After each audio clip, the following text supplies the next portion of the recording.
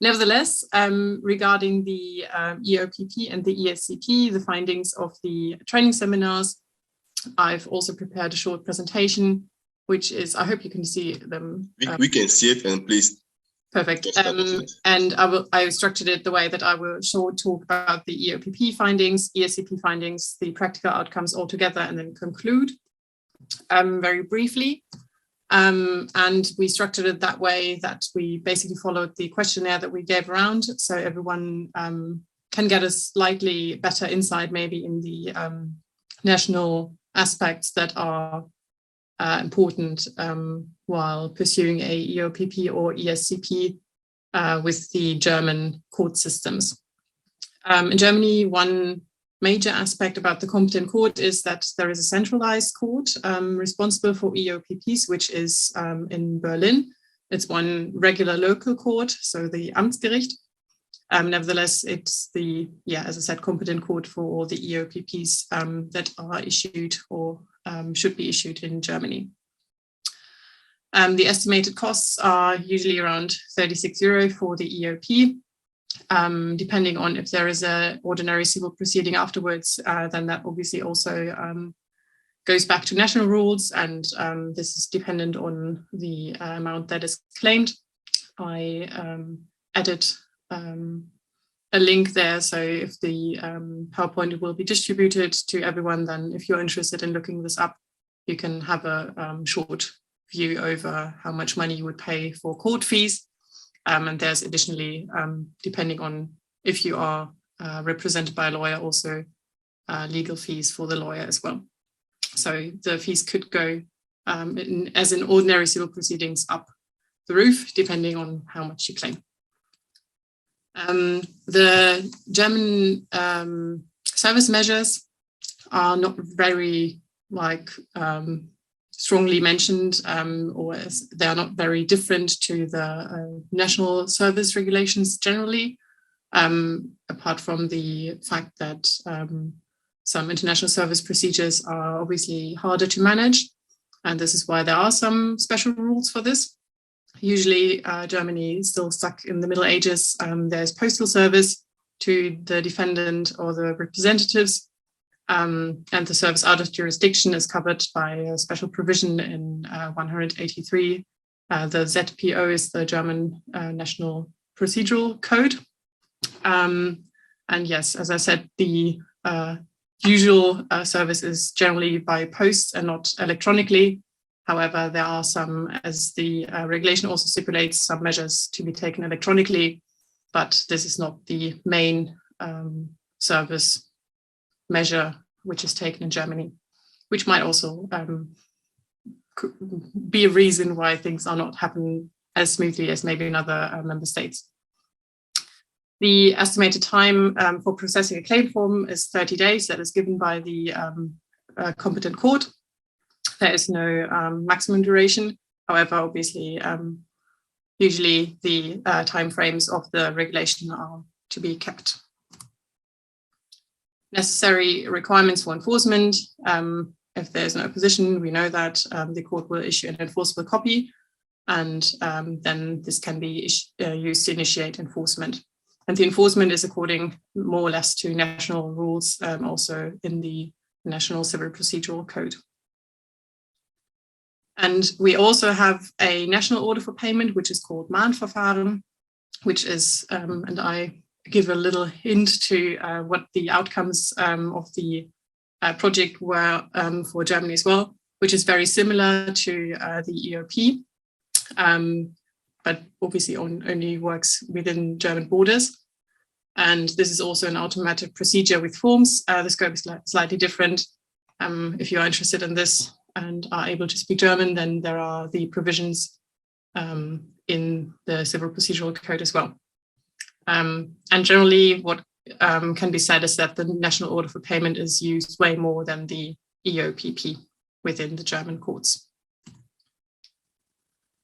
Lis pendens for civil procedure, it is said that after the opposition or after any opposition against the EOPP is lodged, then the lis pendens is assumed with the service of the EOP in accordance to another national regulation. Suggestions for improvement, which we have either gathered with the participants or thought about ourselves, would be standardized service measures and times, and broader public, especially non-professional knowledge about it. I will cover that in a minute with the general findings of the project. Here are some court decisions we could find about the EOPP. It starts in 2009 and it goes to the next page till 2021. This is the last one we could find. As you can see, there are, over the course of years, not that many decisions, although some were on European level, but many of them were all rather on local levels. And they do not necessarily cover very strictly the regulation as a problem topic, but they are including the EOP as one step towards the civil procedure. So not even all of these, not very many decisions are actually, could be considered case studies about the EOPP. Coming to the European Small Claims Procedure, same structure as we have provided in the questionnaire, which is obviously also very much linked to how things are different or might be different in Germany. The competent court for the ESCP is not centralized. So the local court is competent in whose district the debtor's place of residence or business is located. So similar to other, for example, Brussels 1 or other European regulations, is about the residence of the debtor or the defendant. The estimated costs are regular court fees, and they are between 35 euros for claims up to 500 euro and could go up, for example, to 267 euro for claims of 2000. Again, I added another link where you can, if you're interested, look up the court fees. Again, there might be additional expenses, for example, for service, for witnesses, experts, interpreters, and also legal fees for lawyers. Yes, there is the possibility of counterclaim using Form C, and the conditions of scope, we all know that, are the same as for the general small claims procedure. The remedies are the German national remedies, which are Berufung und Revision, which is generally appeal and revision of the decision, and they are specially regulated also in the Civil Procedural Code. Again, some suggestions for improvement might be the standardized service measures and times, and broader public non-professional knowledge about the ESCP as well. Here you have only on one side court decisions about the ESCP. They are even less than the EOPP, which is probably not very surprising. Nevertheless, yeah, as I said, there are not as many. And again, not all of them are strictly only concerning questions about the ESCP itself. Our practical outcomes or findings are that the main interested people were not the practitioners themselves, but private persons.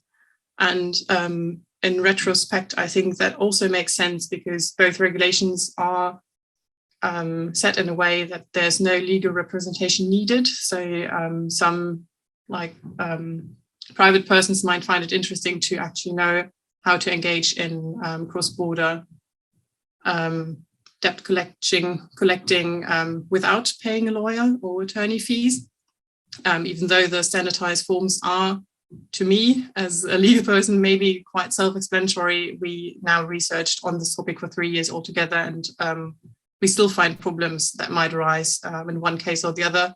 So yes, as I said, the general public was more interested, and the practitioners who were able to read the regulations, have maybe been in touch with it as well, were not as interested. Another problem is that the implication into work for the lawyers, for example, or the judges, is not very straight. So as you can see from the court decisions, which I've shown, there are not as many. So the amount of times in which a lawyer will come across the EOPP or the ESCP is quite limited. So there is no direct line which can be drawn from the topic of the seminars towards their practical input in like day-to-day business. And especially for lawyers and judges, also the time is a big factor, which is maybe setting them off, especially in the end of the year. There's like usually busy times and deadlines approaching. So there was no big pull factor to acquire them for the seminars, which was kind of a struggle for us to find out they're not really interested. Another thing is that some of them, I don't want to generalize here, but usually the idea of having people from universities, so only academics teaching practitioners, is not the ideal situation for many practitioners. So they rather would have someone with practical knowledge and implications and actual experience talk about those aspects, and not someone who's never been in practical contact with the regulations.